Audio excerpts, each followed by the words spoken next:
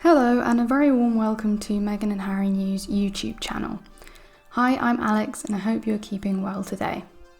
Well, as I suggested, Meghan and Harry will not be visiting the UK for the Princess Diana party. It reads here, "The Duke and Duchess of Sussex will not attend a party to thank donors who helped fund the statue of Diana, Princess of Wales, that was unveiled on what would have been her 60th birthday. Prince Harry and Meghan Markle's absence from the event at Kensington Palace was confirmed by a spokesperson for the Sussexes. The party, which was initially set to take place on the 1st of July and is now being held on the 19th of October, will see about 100 of Diana's friends, former staff and Spencer relatives joining the Duke of Cambridge in celebrating the memorial statue. Harry flew to England from his home in California to unveil the statue of his mother alongside Prince William in July, while Meghan, who had given birth to the couple's daughter 4 weeks prior, stayed behind. And that visit was just after Prince Philip's funeral, and on both occasions it had been reported that Harry had received a frosty welcome from royal family members. It's no surprise that they are not coming over, and it would not surprise me if we never see Meghan set foot in the UK again. Now, in other news, we see Meghan and Harry have moved into investment banking. It says here, Harry and Meghan vowed to change the world by moving into ethical banking. Couple become impact partners of $1.3 billion hippie investment firm Ethic after being introduced by friend. So what is Ethic? It says that Ethic was set up by Briton Jay Lipman and claims to only invest in businesses that meet its social responsibility criteria, including on racial justice, climate change, and workplace standards such as gender equality and fair pay. His co-founders are Australians Doug Scott and Johnny Mayer. Mr. Lipman, a University of Edinburgh graduate, has said previously that Ethic welcomes hippies to invest with, because he and his team consider themselves hippies too. He claims clients make just as much money with them as those putting money into more traditional portfolios, including oil and tobacco companies. The Duke and Duchess of Sussex have become impact partners and investors at sustainable investing firm Ethic.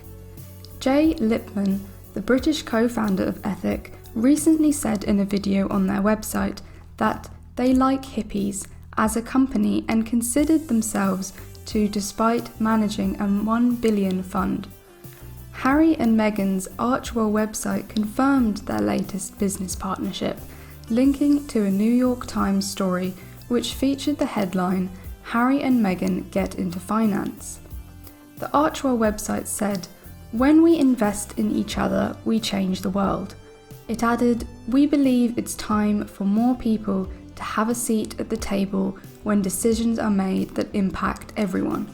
We want to rethink the nature of investing to help solve the global issues we all face."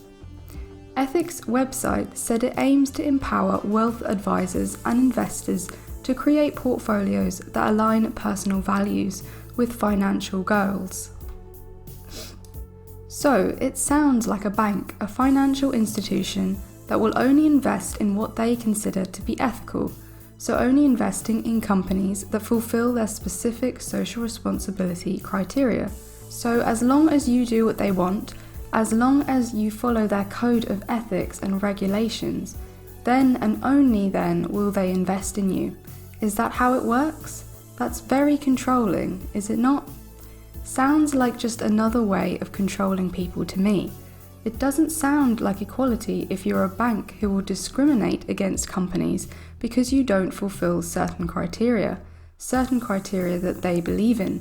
Not everyone believes the same thing, and shouldn't there be respect for people's different beliefs? No, it seems not, because these people say you have to do this, you have to do that in order to work with us. That can only work by making people tick boxes and do things that maybe they didn't want to do, controlling people with money. Maybe I'm wrong and I'm picking this up incorrectly, but that's how it comes across to me. I don't know. What do you guys think? Let's hear your comments below. I'm curious to hear your opinions on this one. We have this article in Nicki Swift from Katie. I know nothing Nicole, who has done a sterling job as a royal reporter by getting paid to talk about pretty much nothing really most of the time. The title of this article is called Royal Expert Believes Prince Harry and Meghan Markle Are at Risk. Here's why. So it goes on to say in the article, Royal expert Katie Nicholl believes that Prince Harry and Meghan Markle are more at risk following their decision to leave the royal family behind, according to Express. The reason? The couple no longer has the protection or the guidance of the royal family or its public relations team. I think that now that they have moved thousands of miles away from home, that they're not supported by the palace PR machines. They're more vulnerable, they are more at risk, and they are more exposed now than ever, Nicholl says. I mean, how long have they been away from the royal family? How long have they been outside of the royal circle? They haven't really had any problems, have they? If anything, it's been much better. They haven't had these weird leaks coming out from the royal family's PR and getting into the tabloids. Remember William and Kate's secretary and all of that nonsense? I don't understand what she is getting at. They've been out for over a year and a half. They have tons more privacy than what they had. The palace PR machine is the problem. That's one of the things they wanted to leave behind. Katie Nicholl has got it all backwards when she calls the palace PR protection. It's nothing of the sort. So, the real pathetic joke of all this is that this article in this tabloid is going along with the theme that the Queen is taking a serious gamble by giving Meghan and Harry medals. That's the serious risk she is taking, not the fact that she is giving Prince Andrew a medal. No, that's okay, that's fine. No matter that he has deliberately avoided questioning from the FBI about his involvement and connections to one of the biggest and most horrendous crimes of the century. No, they won't talk about that, just Meghan and Harry.